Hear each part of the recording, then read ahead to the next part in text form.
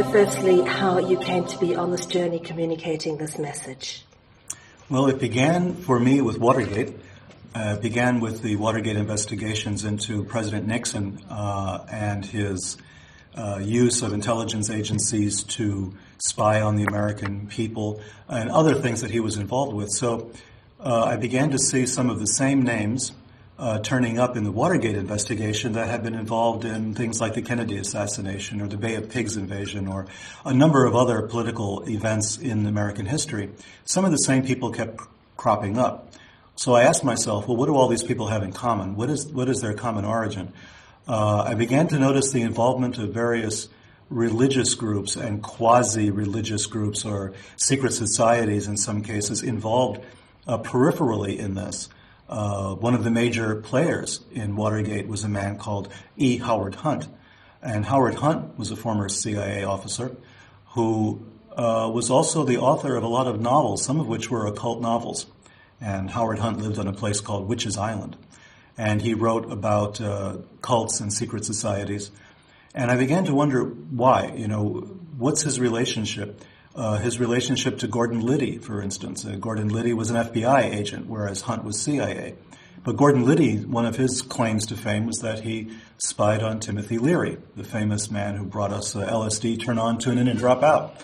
So all of this started to create this kind of nuclear fission in my mind, and I was trying to figure out relationships, connections, what did all of this mean? And it led me eventually to the occult. But it also led me to, it led me to a study of the Nazi Party also. As a chapter in a book I was going to write, I wanted to show how the Nazi Party was not really a political party the way we understand it, but that it was a cult. And I wound up at the National Archives in Washington, D.C. And an archivist there, Dr. Robert Wolf, who ran that operation, introduced me to a whole cache of weapons, a whole cache of documents that were basically weapons, SS documentation concerning an organization I had never heard of before, called the Ahnenerbe. And this group, run by Himmler as part of Himmler's personal staff, was engaged in occult research. Now, I had heard rumors like this. I had read Morning of the Magicians, like everyone else. I had read The Spear of Destiny. But none of these books were documented very well. There were no source material. It was a lot of speculation. But here I was in the National Archives in Washington, D.C., looking at microfilm records of the Nazis' own documentation concerning their occult research. And that stunned me. It stunned me that it existed, and it stunned me that no one else had decided to look at this material or had talked about it. So based on that, I started to write what became Unholy Alliance, which was a study of the Nazi Party's involvement with the occult since the origins of the Nazi Party back in 1918 and 1919. So I was, again, astonished to find out there is a great deal of documentation about this, but that mainstream historians have simply not covered it. They've left it to fringe or alternative historians. And in a way, it's a little unfair because we don't need to speculate about this anymore. The documentation is extensive. So that led me to think, well, if the Nazis were involved in this, if the Nazis had occult connections and occult beliefs and an occult ideology, what about the United States? What occult underpinnings might there be in the United States? What secret societies perhaps might be working or afoot in our country? I mean, after all, Germany was considered the most materialistic, most pragmatic, most developed, most sophisticated country in Europe. It gave us Goethe and Beethoven and Wagner and, Nietzsche and all of this. Great philosophers and great authors, great poets, great artists and musicians. If it could happen there, why not in the United States, which was striving to be as materialistic and as scientific as Germany? Why wouldn't we have a similar situation in the United States? And, of course, my research led me to discover exactly that. There was definitely a connection there. There was definitely a kind of ideological current that ran parallel to that of the Nazi Party. And that's how Sinister Forces was born. To what extent would that tie into modern-day ufology? Well, in a great way. As we'll learn in the presentation of Secret Space Science, my focus is on the origins of that program. And the UFO connection goes back really to the beginning. There was belief that the Foo Fighters of World War II, which were bizarre flying objects that Allied forces saw over Europe, that there was evidence of a secret Nazi weapon that they had been developing, a kind of flying saucer that they were inventing back in the 1930s and 1940s. The Nazis had made tremendous strides in developing new forms of aircraft. We know, of course, about the V-1 and V-2 bombs, but there were other types of aircraft that they had invented as well, the swept wing aircraft for jet aircraft, for instance, and a lot of other technology like that. So there was a possible connection to UFOs from that angle. But there's also another connection, and that goes back to the Maury Island affair of 1947, the Kenneth Arnold sightings of UFOs, which gave us the term flying saucer back in June of 1947. A connection directly from there to the Nazi paperclip scientists that were brought over at the end of World War II to the United States to jumpstart our own space program, which was essentially, most people forget, was a military program. The space program was not a civilian program to investigate space, outer space, not in its original incarnation. It did not become a civilian program until 1957. But in the 1940s, this was a military operation run by the Department of the Army. The Nazi scientists were working for the Pentagon. They were working for the military. In contradiction to orders passed by President Truman at the time that no Nazi scientists were to be brought to the United States, that no Nazi scientists were to be offered jobs, he forbade it.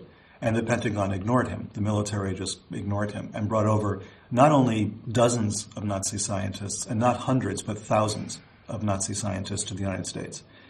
And that's not even talking about the Galen organization, which basically was the CIA's Western European intelligence operation, which was formed of former Nazi intelligence officers. So we had tremendous influence in the development of our CIA, in the development of NASA, in the development of our scientific and industrial apparatus in the 1940s and 1950s. The influence was heavily coming from the Nazis, from Nazi scientists, Nazi intelligence agents, Nazi philosophers, Nazi medical officers. Suddenly our country had, in a sense, sold its soul to the devil in order for us to gain a certain measure of security against the Russians. At the time, was our biggest fear was that the Soviet Union would become a world power, military power. And we were so frightened of that we decided we would use the Nazis, regardless of their background, regardless of what atrocities they had committed. We would use them in furtherance of our own ends. The ends justify the means. And I think that this is the point at which America was at the verge of becoming something better than it was, and decided that maybe we would make these deals, we would cut these deals for the sake of security, and endanger our spiritual survival while we were guaranteeing our physical survival. It was a very tough decision to be made in the Cold War, and those of us who grew up in the Cold War remember the fear that was being inculcated in us from as children.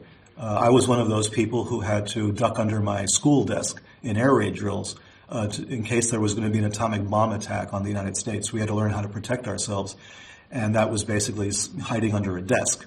But we were told this was how we were going to survive. We were told that we were in imminent danger of being bombed by the Russians, and even by the Chinese, which was laughable then, and it's still laughable today. But anyway, we were taught that the Chinese would come from the West Coast, and the Russians would come from the East Coast, and we'd all be obliterated in some kind of thermonuclear war.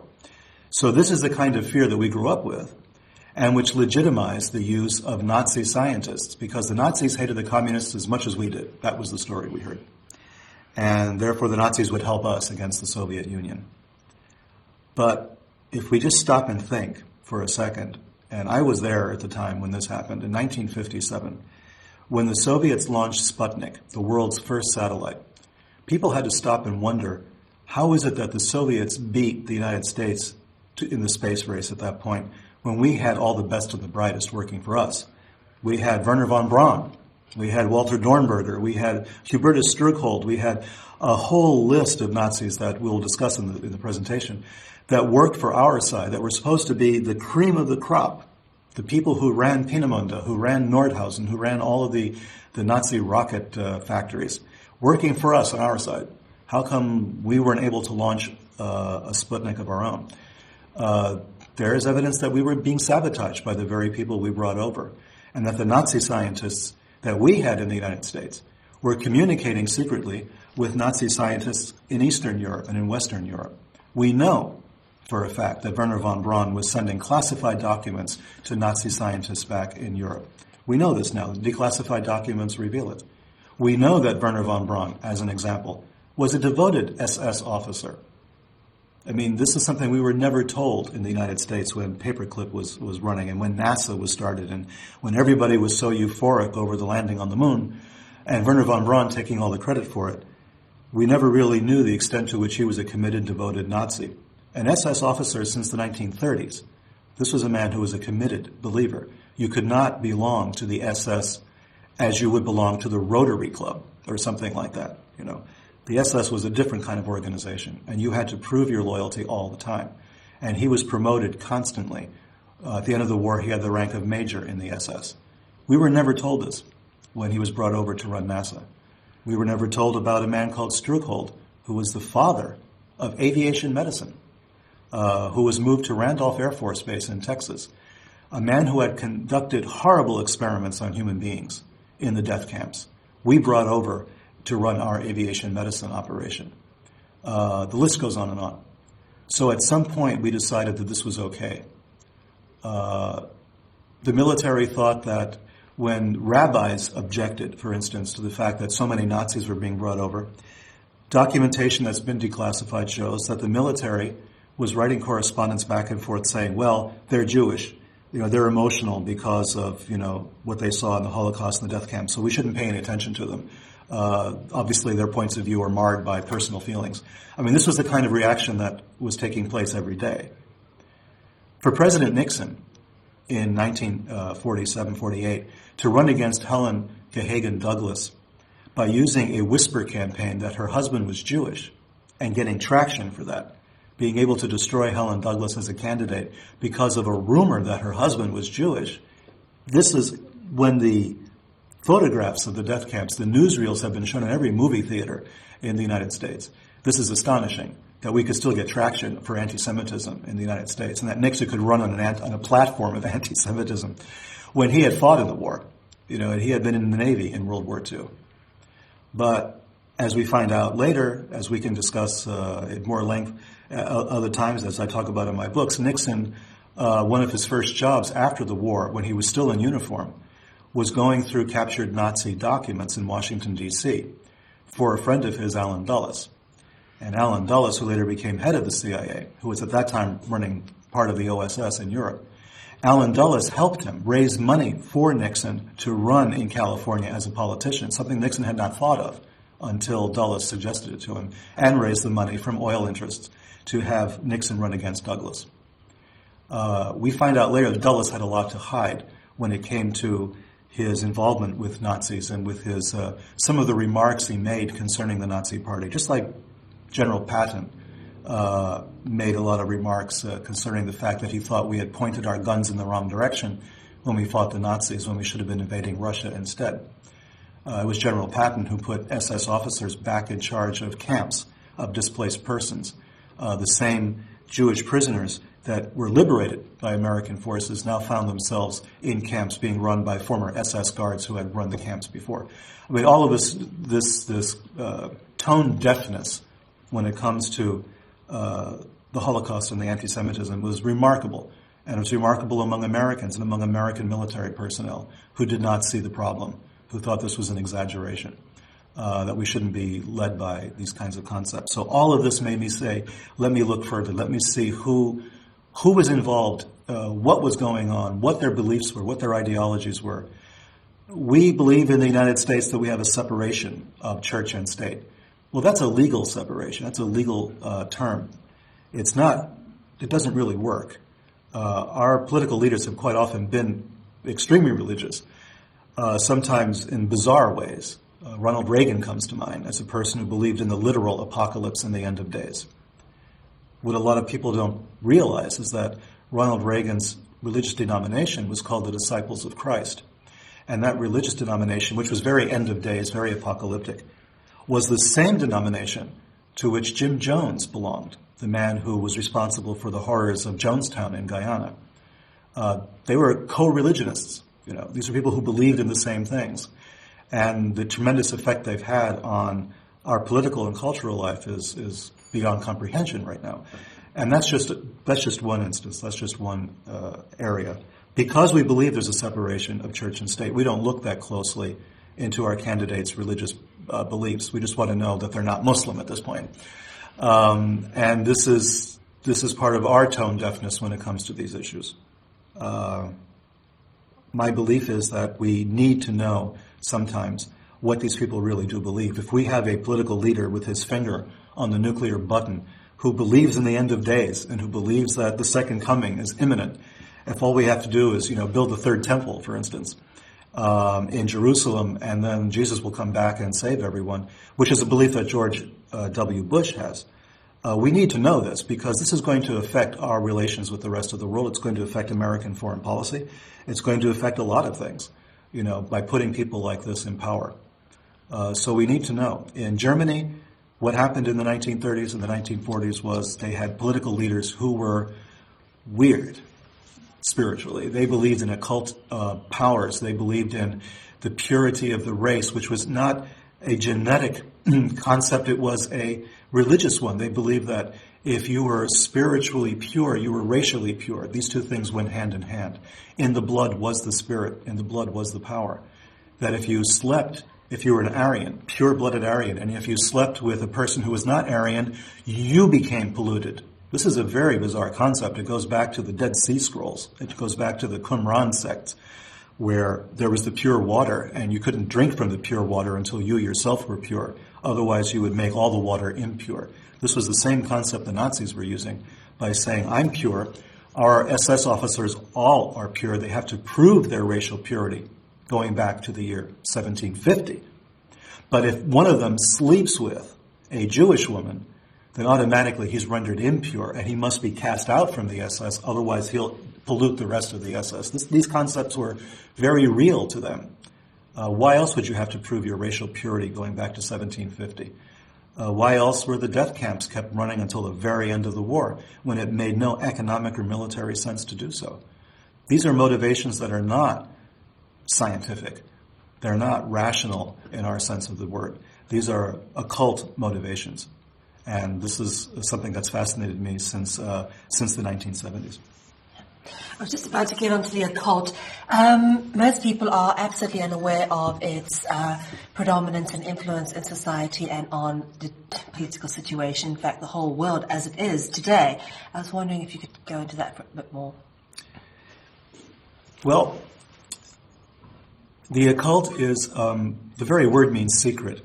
And we know that today we deal in a world that's comprised of secrets. We don't know all the secrets. We are paranoid. We are fearful of the fact that we don't know what's really going on. We see crises taking place constantly, and we're looking for scapegoats. When we don't find them, we start to imagine wild conspiracies. The problem is that, maybe half the time those wild conspiracies are true, or they have a basis in reality. Occultism is allied with the belief that there are secrets and that if you have secret knowledge, you have secret power. What is, for instance, the CIA but a kind of secret society? A book came out in the 1970s called The CIA and the Cult of Intelligence, written by Marchetti and Marx, former CIA people. And it was a heavily redacted book. It was censored like crazy. But their thesis was that the CIA was essentially a cult, that intelligence itself was a cult. When I look at a secret society like the Freemasons, for instance, and I look at an intelligence operation like the Central Intelligence Agency or almost any intelligence agency, there are so many things they have in common. Number one, you have agents who have different names, right? They have false identities, as you do in many secret societies. You're given a separate name. You're given a separate communication system, secret handshakes, dead drops, safe houses. You're given places that are secret that no one else knows about. You believe as a secret agent that you have access to secrets in other countries, and these secrets give you power. This is the same as an occultist, the same as anyone working in the esoteric field, anyone working in a secret society. They believe they have tapped into forces of which average people are not aware. This is the same thing with an intelligence officer. The mentality is virtually the same. They know secrets, they have secret power, secret influence, secret identities. They are multilingual quite often, as many occultists are. They have to learn all sorts of languages. They have to become able to blend into the various parts of society. They don't advertise who they are. A secret agent is a spy, does not advertise that he's a spy, obviously. And neither do the best of the occultists advertise that they are occultists. They walk among the rest of us secretly. They keep their interests secret. They keep their practices secret. Secrecy is a cornerstone of occultism as it is for the intelligence agencies. A famous aphorism in occultism is to know, to will, to dare, and to keep silent. Those are the four recommendations or requirements for an occultist. So those are the same four recommendations you might find written on the floor of the CIA headquarters in Langley. Because on the floor of CIA headquarters in Langley, the phrase is, you shall know the truth, and the truth shall make you free. Well, that's the first step, to know. And then there's to will. Of course, we've, not just the CIA, but intelligence agencies around the world, have been involved in overthrowing governments, have been taking their information that they collected and used it proactively to cause change in their environment, the way a magician causes change in his environment by summoning demonic forces or angelic forces, spiritual forces. That's to know and to will. To dare, of course, well, that goes beyond, without question. And to keep silent, they all do. Everyone keeps silent. The magician keeps silent about what he's done. He has to. In the old days, he could get burned at the stake for talking about it. And, of course, the secret agent also keeps silent about what they've done. The secrets are important, and the silence is just as important as what they've accomplished. So, when we investigate political conspiracy, we are really in the same area as occult conspiracy. We are in the same neighborhood. And so many occultists, if you look at history, were also intelligence agents. Look at the Golden Dawn, the British Golden Dawn, for instance, very famous occult secret society. MacGregor Mathers, who was one of the founders of the Golden Dawn, wrote books on military theory and tactics, some of which are still in print and still used. Aleister Crowley, famous heir of the Golden Dawn system, was himself proved to be a secret agent working for British intelligence during World War II. In fact, Ian Fleming and Dennis Wheatley were friends of Aleister Crowley. Ian Fleming, who wrote the James Bond novels, considered using Aleister Crowley's expertise in occultism to combat the Nazis by creating false horoscopes and trying to figure out what the Nazi astrologers were telling Nazi leadership, for instance, using Aleister Crowley's connections among German secret societies to use them as networks of spies and safe houses. This idea of occultists as intelligence agents goes back for hundreds of years, perhaps thousands of years, but is still today, I mean, as late as World War II, we know of for sure, with people like Crowley and with Mathers, with one of the other leaders of the Ordo Templi Orientis, the OTO, a German secret society, who was thrown into the camps by the Gestapo for intelligence reasons. I mean, we have the examples that exist till today. We know that these two worlds overlap considerably because the mentality is quite the same. So once you start from that premise and you open your mind to that concept, you can start reading the newspapers in a different way. You can start building up your own database of individuals, people whose names keep coming up, operations that don't seem to make sense at first, and only make sense in retrospect, in hindsight, because it was really a secret operation. There were other forces at work. Once you start developing that kind of sensitivity, you'll be surprised at how different the world looks. And you don't have to be paranoid to do this. You just have to be alert, I think. There was a famous New York Times literary critic, Anatole Broyard, who once wrote that paranoids are the only ones who notice anything anymore. And that's one of my touchstones, one of my favorite sayings. You have to be a little paranoid, maybe, in order to notice what's really going on, to pay attention as part of being paranoid, I suppose. Talk a little bit about which direction you go with the information you communicate. It's such a broad spectrum. Obviously, you're trying to bring something into public awareness because, like all of us, we really are about making people aware of what's really going on. What is the focus? What is the general direction you tend to go with when you try to bring people into this information, not only for the first time, but to sort of string it all together? I think that it's important for people, in the first place, to become aware of this, not to buy into the news programs they've been watching for the last 30 or 40 years or so. We know that, for instance, television news has been co-opted to the point where it's just entertainment. Entertainment dollars drive news broadcasting. And right now in the United States, for instance, most of the news organs, from television to radio to magazines, print media, publishing companies, are owned by 5 companies. Only 5 companies own most of what we see in the United States in terms of media, in terms of news and other programming. That means that you could put 5 guys around a table at the Four Seasons or at the Jock of the 21 Club in New York, and they could sit there and pretty much dictate what Americans will learn, what they will see, what they will hear, what they will know. They're the ones who are going to control that to a large extent. I think that what we need to do is we need to be aware of that, first of all, that we cannot rely upon the news media to tell us everything. They're going to tell us little bits and pieces. They're going to keep us entertained. We're going to look at the news the way we're looking at a reality TV show, and that's the extent of our involvement. The world's become a very dangerous place.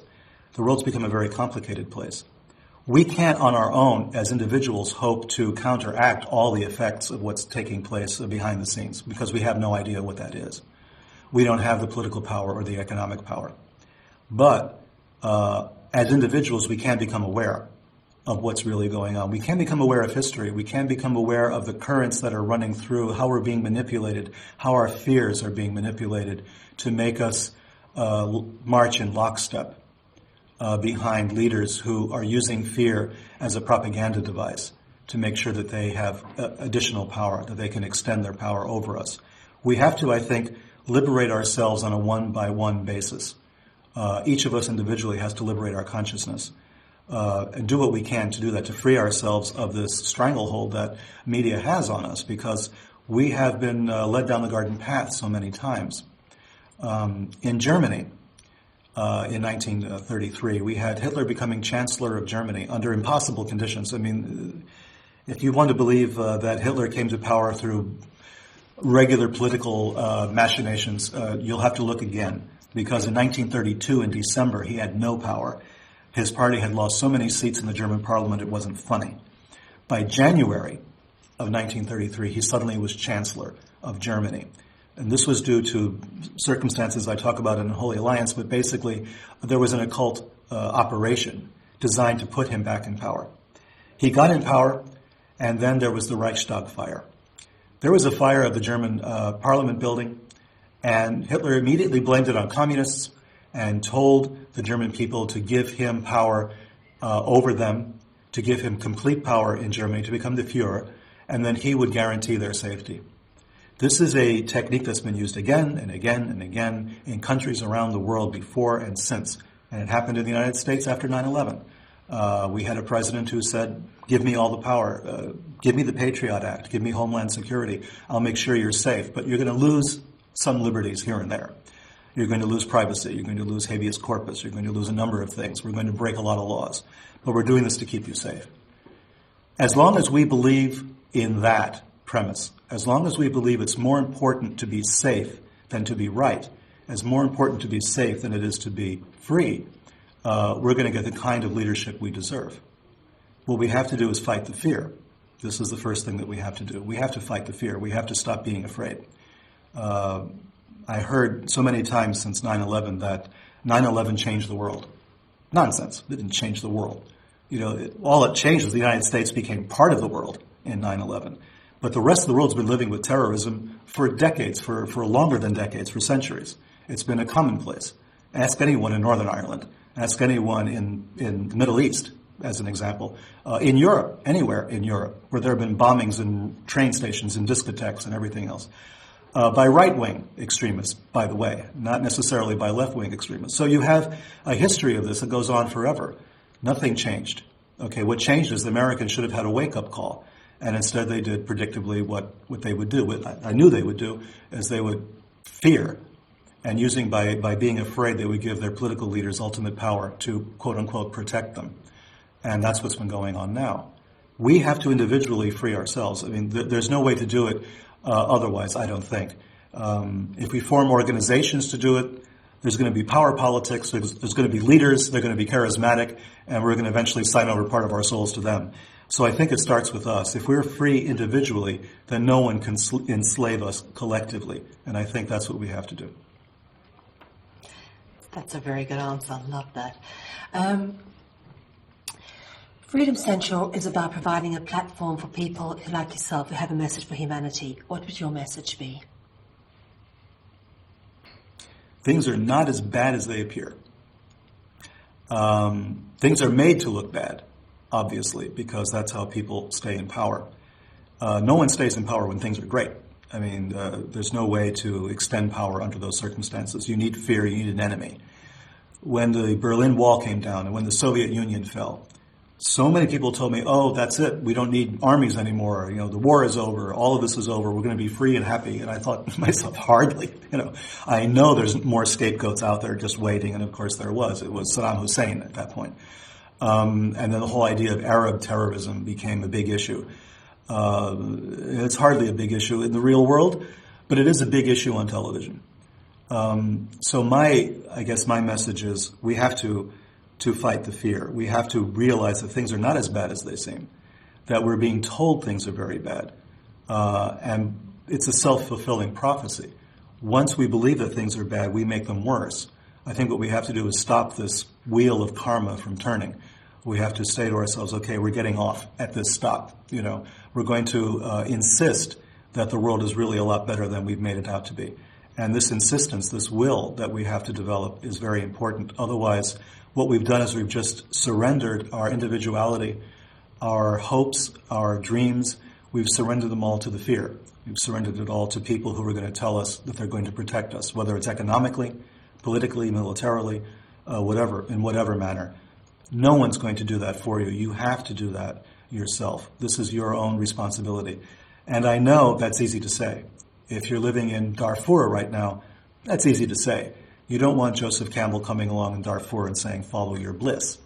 In Darfur, that's not going to happen. So you need political activism. I'm not denying that. You need people to get together and say, this has got to stop. But it starts with you. It starts internally. It starts with each one of us on our own. And then we find like-minded people and we go forward from there. To give it back to me.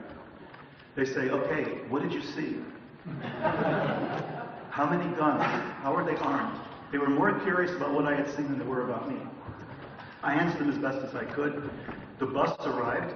I got on my bus going back to Santiago. And on the way back, the bus had stopped several times at roadblocks.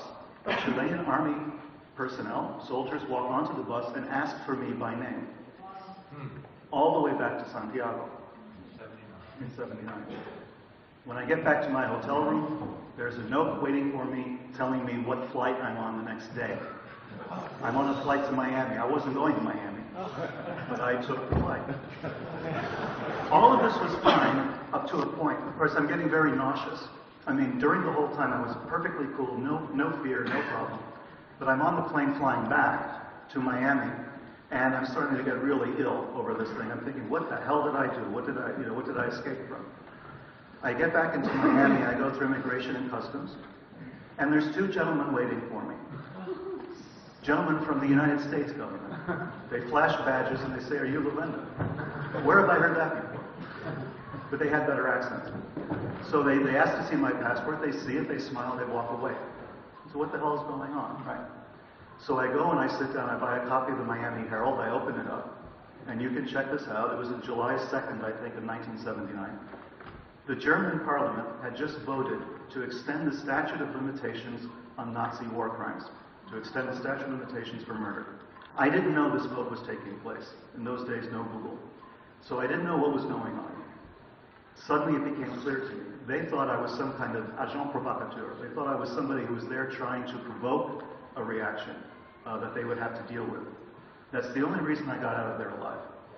And I'm not trying to exaggerate this. This is something that we all face as researchers in this field. We come across things that are very strange and very dangerous. But the reason I know I was very lucky was because 2 years later, a man called Boris Weisweiler, who was a professor at MIT, was hiking in Chile, maybe 10, 15 kilometers from Colonia Dignidad. But the Chilean security forces found him hiking innocently. This was still under Pinochet, as you may remember. They picked him up and took him to the colony. They took him to Colonia Dignidad. He has never been heard from since. His family has been looking for him, petitioning the U.S. government, petitioning the Chilean government, ever since then, since 1982, roughly, until now. They don't know what happened to him. Photographs of Boris Weisweiler that I found look kind of like me. We're both Eastern European background. We both had beards and glasses. It's possible they mistook him for me. And then when they realized their mistake, they couldn't let him go. Because after I came back from the States, there were news reports about the colony in Jack Anderson's column and places like that. They may have assumed that I had blurted something out. Believe me, I was trying desperately to tell the story, but nobody wanted to hear it at the time. So, yes, it was a dangerous place. It was finally raided once Pinochet left power. And when I say raided, I don't mean a couple of cops and a subpoena. They came in with the National Guard, with the military, with helicopters, half-tracks, tanks, because it was a formidable place to try to enter surreptitiously, as I found out. And they found out that the leader had disappeared. They began to look around and they found underground torture chambers that they had used to torture political prisoners during the Pinochet regime. They did it by remote control. This was a weird thing, sort of out of a science fiction novel. They had people strapped to iron beds, and the iron beds...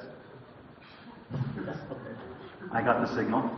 So the iron beds were connected to electrical systems, and the remote control guy would sit there in his booth, and he would turn on the... Is there anything else you'd like to contribute?